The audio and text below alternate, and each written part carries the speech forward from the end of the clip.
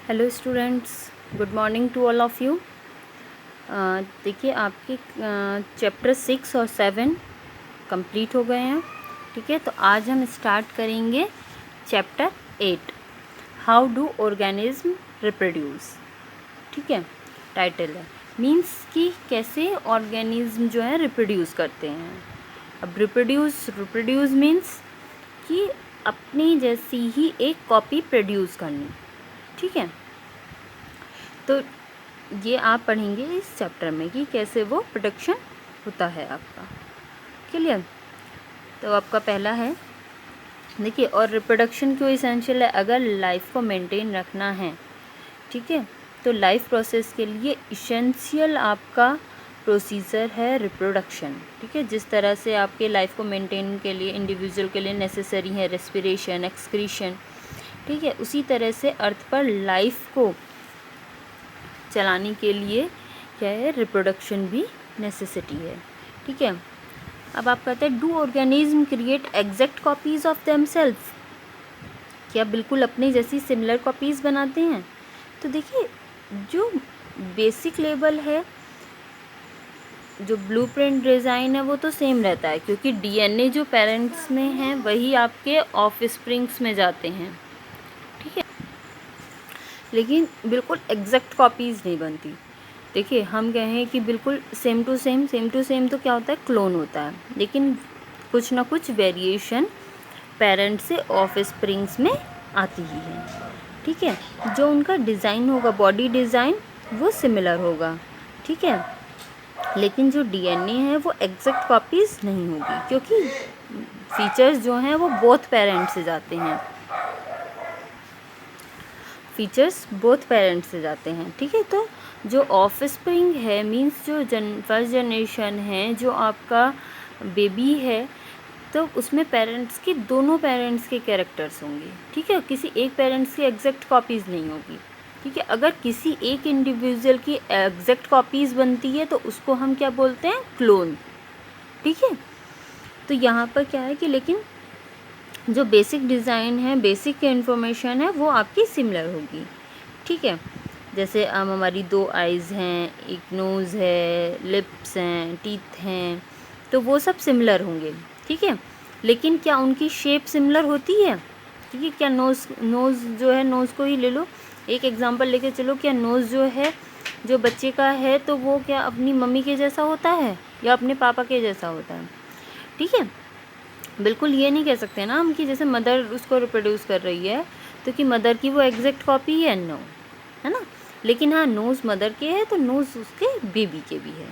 ठीक है, तो ये है कि बिल्कुल एग्जैक्ट कॉपीज़ जो है, हम ये नहीं कहेंगे कि बिल्कुल एग्जैक्ट जो है क्लोन नहीं बना रहे हैं वो।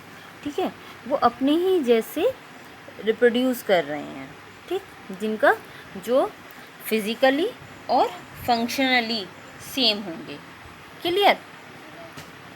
अब आपका नेक्स्ट आता है कि हमने कहा कि वेरिएशंस आती हैं, तो वेरिएशन क्यों नेसेसिटी है? क्योंकि एनवायरमेंटल चेंजेस के साथ बॉडी को सरवाइव करने के लिए जो इंडिविजुअल्स हैं उनमें वेरिएशन नेसेसिटी है।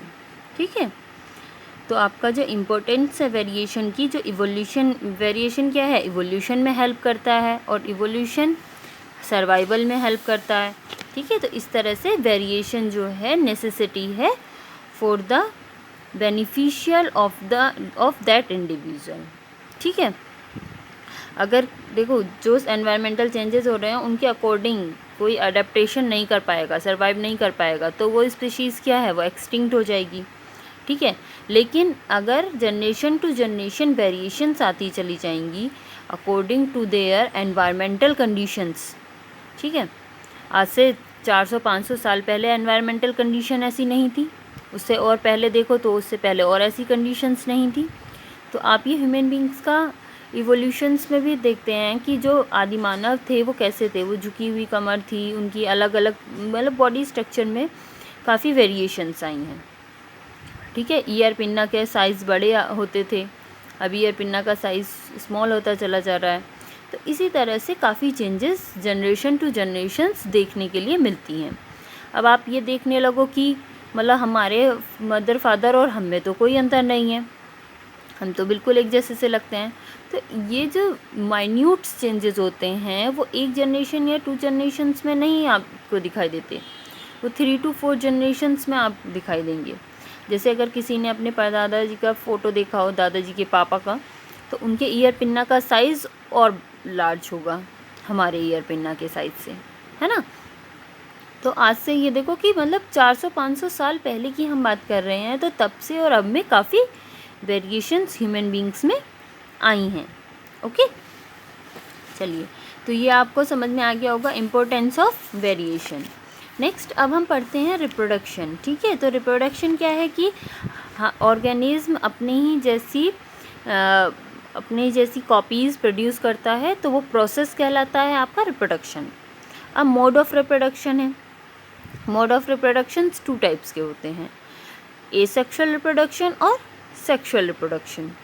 ठीक है, जो सिंगल ऑर्गेनिज्म है, सिंगल ऑर्गेनिज्म से मीन क्या है, जो कि प्रोकैरियोट्स हैं, यूनिसेलुलर हैं। ठीक है, तो वो क्या करते हैं, उनमें जो रिप्रोडक्शन है वो किसके थ्रू होता है, वो एसेक्सुअल रिप्रोडक्शन के थ्रू होता है। ठीक है, लेकिन कुछ ऐसे मल्टी सेलुलर हैं जिनमें और एसेक्सुअल मेथड के थ्रू होता है। ठीक है, तो हम पढ़ेंगे कि देखिए, फर्स्ट ऑफ ऑल जो सिंगल ऑर्गेनिज्म है, यूनिसेलुलर है, उनमें रिप्रोडक्शन किसके थ्रू होता है। तो देखिए, एक कॉमन मतलब एक टाइप हो गया एसेक्सुअल, लेकिन एसेक्सुअल में भी सब टाइप्स आते हैं। उसमें जो यूनिसेलुलर है उनके अलग मेथड्स के थ्रू होता है, जो मल्टी सेलुलर है उनमें अलग मेथड्स के थ्रू होता है।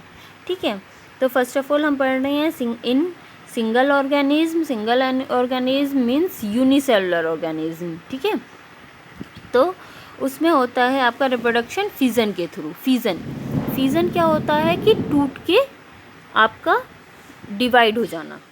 ठीक है, तो ये होता है आपका फिजन देखते हैं ना कि मतलब एक फरो बनती है, वो आपस में मिलती है और फिर जो एक सेल है वो डिवाइड हो जाती है 2 सेल्स में।